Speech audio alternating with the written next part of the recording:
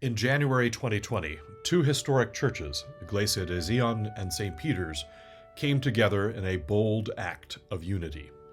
We merged two vibrant but very different communities.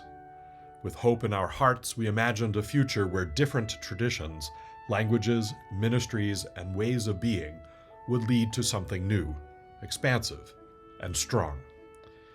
Our merger was a seed planted with faith, just weeks before the world would change forever. When the COVID-19 pandemic struck, our newly united congregation was immediately devastated. Our death toll rose by the dozens. Ultimately, 96 people died. They were fathers, mothers, siblings, cousins, and more. And gathering together was impossible. Even still, we remained committed to being connected to one another through prayer, through screens, through compassionate care.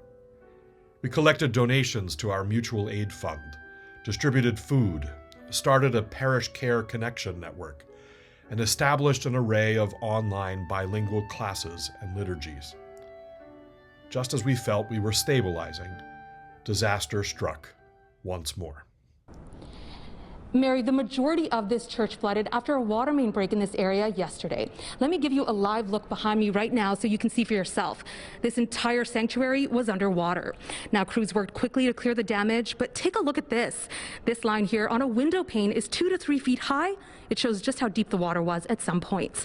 The church says it's now overwhelmed by the damages. Once again, we were faced with challenge.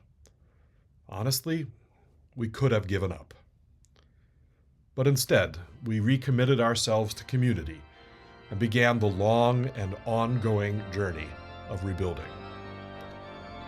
Through every hardship, our mission became clearer and clearer: to be a sanctuary for all, for migrants and undocumented families, for LGBTQIA+ persons, for people of different races and nationalities, for many of us and still more of our neighbors facing food or housing insecurity.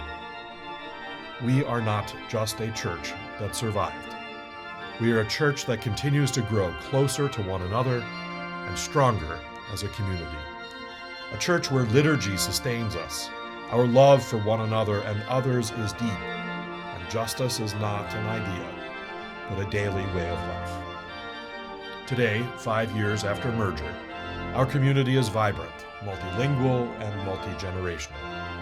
We continue to walk boldly in faith, knowing that God's Spirit and the spirit of hope and resilience nurtured in us is greater than any challenge we face.